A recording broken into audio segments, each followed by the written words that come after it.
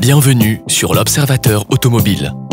Si le mot premium a très longtemps été prononcé avec l'accent allemand, PSA tente de lui donner aujourd'hui une consonance plus française. En porte-parole de service, cette fois, c'est la jeune marque DS, définitivement détachée de Citroën, qui s'y colle. Et avec ce DS7 Crossback, la marque tricolore peut enfin se préparer comme un premier SUV 100% DS.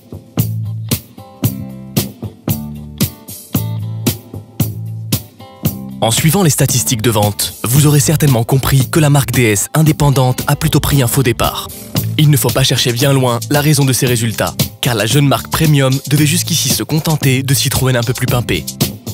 Ce traitement impitoyable connaîtra enfin un terme, car avec le DS7 Crossback, la marque peut enfin compter sur une DS enfin conçue et développée par elle-même. Une tactique qui semble d'emblée porter ses fruits. Car avant même que les premiers exemplaires ne soient importés au royaume chérifien, le DS Store de Casablanca comptait déjà plusieurs bons de commande depuis l'Auto Expo. La semaine dernière, nous l'avions à l'essai, l'une des premières DS7 présentes sur le sol marocain, avec seulement 2 km au compteur.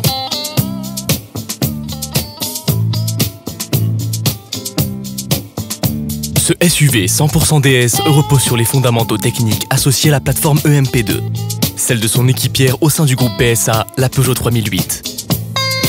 DS l'a nappé d'une sauce aux saveurs de luxe, avec un habitacle à l'atmosphère originale débordant de motifs diamantés et assurant à l'ambiance générale une certaine convivialité. Cuir piqué façon bracelet de montre, un large tunnel central au bouton de commande dessiné avec inspiration, ainsi qu'une montre analogique de la maison française BRM. DS a tout mis en œuvre pour ne pas reproduire une Citroën. L'ambiance de notre voiture d'essai, finition Soche Crivoli, laissait échapper des parfums français totalement étrangers à celle de la concurrence affairiste allemande, alors que l'impression de qualité résistait avec les honneurs à notre première analyse. Pour souligner ses ambitions premium, le DS7 Crossback poursuit avec une mise à jour technologique, avec l'essieu de torsion arrière remplacé par une version multibras, des amortisseurs adaptatifs et l'Active Scan suspension, capable de lire les irrégularités du revêtement routier et d'y adapter la suspension. Plus de raffinement encore du côté de son look plutôt distingué, donnant à ce DS7 Crossback des allures que l'on peut comparer à celles d'un SUV premium allemand. Eye-catcher par excellence, ces DS Wing dont raffolent les Chinois, et les feux arrière joliment dessinés abordent eux aussi le fameux motif diamanté. Il figure aux extrémités de la malle arrière, un wraparound, un arrière clairement inspiré de celui de l'Audi Q5. Le fait que Citroën ait consacré une attention toute particulière aux détails visuels n'empiète pas sur les atouts pratiques de cette DS7 Crossback. Un coffre au contour pratique, à l'ouverture électrique, d'un contenu de 555 litres, doté d'un plancher à hauteur réglable sur la finition Opera, 5 cm de plus en empattement et des voies plus larges que celles de la Peugeot 3008, qui assure à la fois plus d'espace à l'assise et aux jambes. Bien que la DS7 avec ses 4,57 mètres de long se glisse entre la Peugeot 3008 et 5008, elle offre à ses occupants un agréable sentiment d'espace. Sur le plan mécanique, DS Maroc a opté pour un seul bloc diesel, le 2 litres Blue HDI de 180 chevaux épaulé par l'excellente boîte automatique EAT8. Ce 4 cylindres développant 180 chevaux à 3700 tours minute et un couple de 400 Nm semblait particulièrement sobre dans la pratique.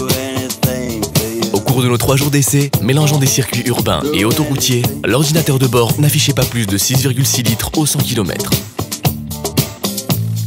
Sur la route, le DS7 se comportait également comme elle se profile, une version améliorée de la Peugeot 3008.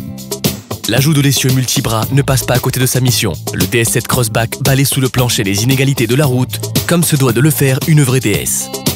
Nous n'avions toutefois pas l'impression de surfer sur un tapis volant, mais sur le plan du confort, la française ne se fait pas prier. Le fait qu'elle affronte la vie avec moins de raideur que l'arrière-garde allemande signifie également que les mouvements de caisse débutent un peu plus vite, même si nous n'avons jamais dû considérer ces bercements comme un véritable dérangement. Disponible à partir de 405 000 dirhams TTC, cette DS7 Crossback affiche les tarifs proches de ses rivaux premium du segment des SUV compacts. Mais étant positionné un cran au-dessus, cela peut vite devenir intéressant. Le 2 litres Blue HDI de 180 chevaux et sa finition Soche Crivoli réclament 479 900 dirhams. Seules petites ombres au tableau, l'absence de mécanique plus noble et surtout de transmission intégrale peuvent en arrêter certains. Après avoir parcouru quelques centaines de kilomètres sur plusieurs jours à bord du nouveau DS7 Crossback, la réponse est oui. Il s'agit bel et bien d'un véhicule premium. Avec sa qualité de fabrication et d'assemblage, ses nombreux équipements et ses bonnes prestations routières, il intègre sans difficulté le marché des SUV haut de gamme au Maroc. À très bientôt pour un nouvel essai sur l'Observateur Automobile.